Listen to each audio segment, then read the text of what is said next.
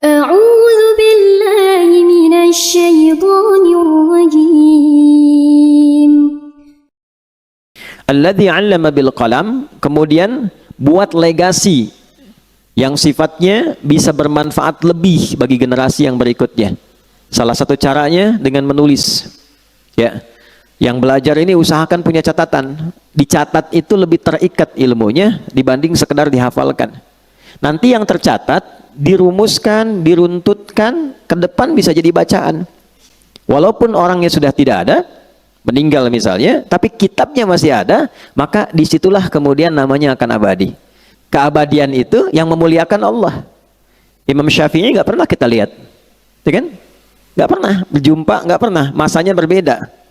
Tapi karyanya sampai sekarang masih bisa kita akses, dan dengan itu beliau dimuliakan keabadiannya. Karena itu orang-orang bijak mengatakan kalau Anda masih ingin eksis sampai dengan masa depan, maka wariskan ke masa depan itu tulisan-tulisan dari karya kita yang paling baik.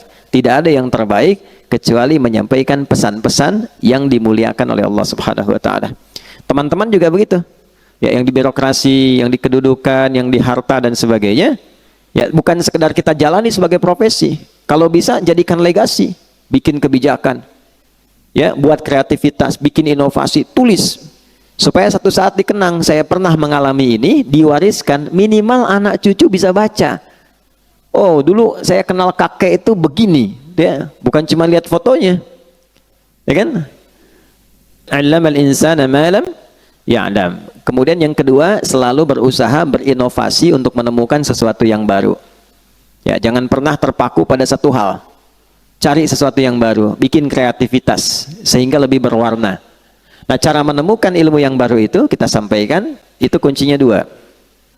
Satu, rajin mendekati Allah, ya kan? Kita sudah ambil dalilnya di Quran surah 18 ayat 65, ya kan?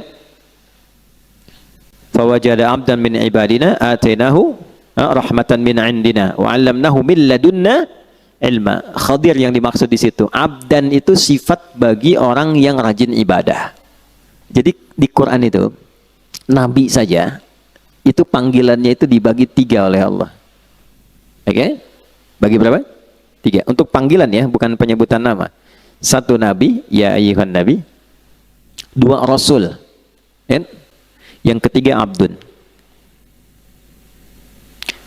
Kalau misinya adalah pesan untuk menyampaikan informasi di lingkup pribadi dan keluarganya.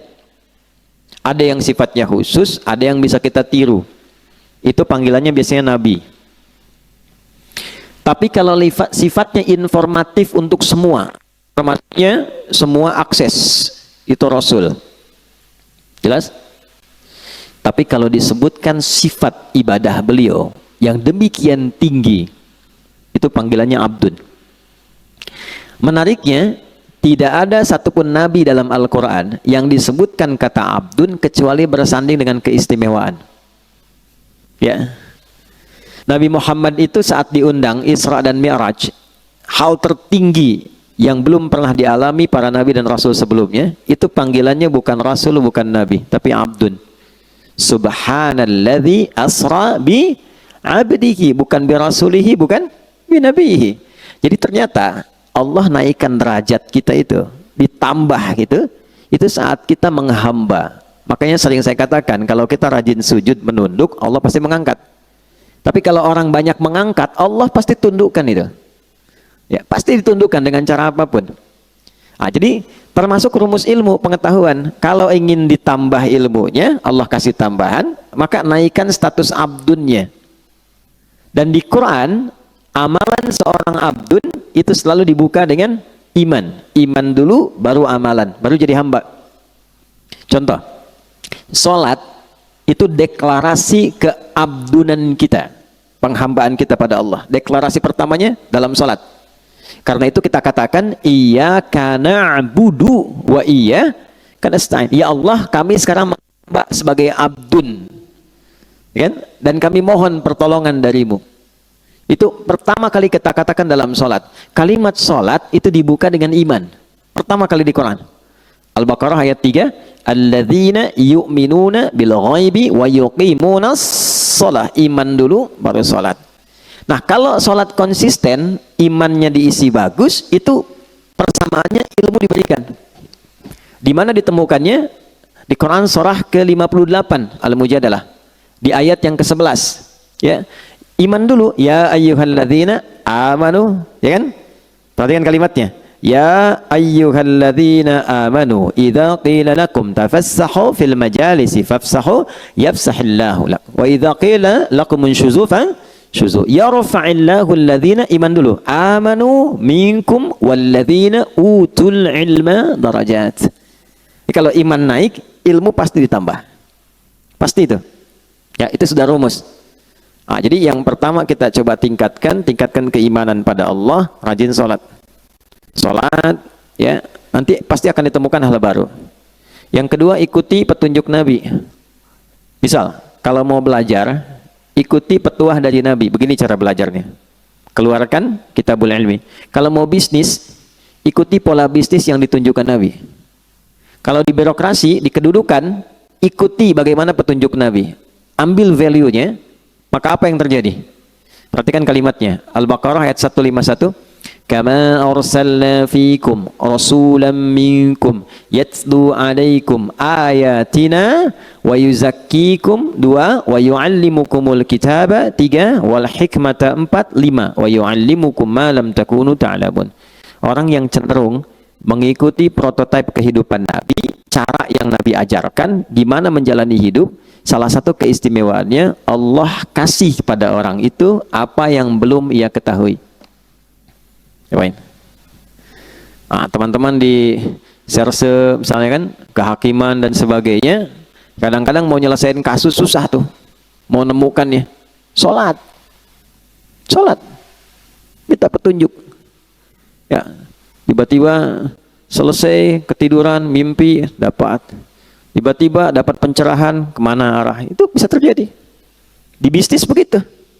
Ya, begitu diikuti polanya, Abdurrahman bin Auf tuh dari mana sih modal pakaian datang ke Madinah, dalam 3 tahun kok jadi orang kaya, kemudian valuasi hartanya di awal sampai 923 miliar dolar, dihitung sekarang itu 14.700 triliun. Nabi wafat, kita coba riset, itu kurang lebih valuasinya 72.000 triliun. Ya. Dan termasuk satu di antara 10 orang masuk surga. Dan selalu punya kreativitas yang baru, yang nggak dikerjakan orang.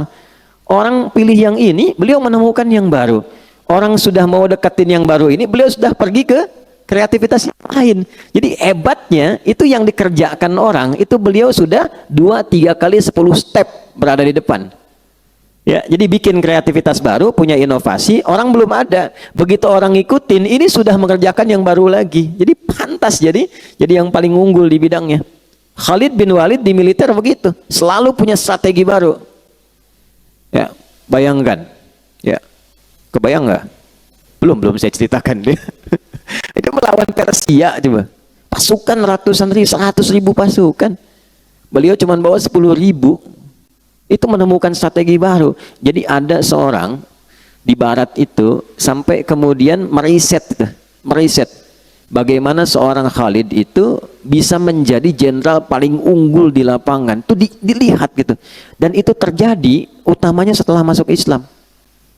Sebelum masuk Islam hebat dalam strategi perang Uhud. Setelah masuk Islam lebih hebat lagi. Nah, itu jadi bab. Kalau dipelajari bisa sukses di bidangnya. Kalau sudah sukses jadi apapun. Nih, jadi ilmuwan, jadi ulama, kan? Pebisnis kaya, yang kedudukan jadi jabatan, jadi jenderal, macam-macam birokrasi, udah jabatan tinggi. Kalla, jangan pernah terjadi.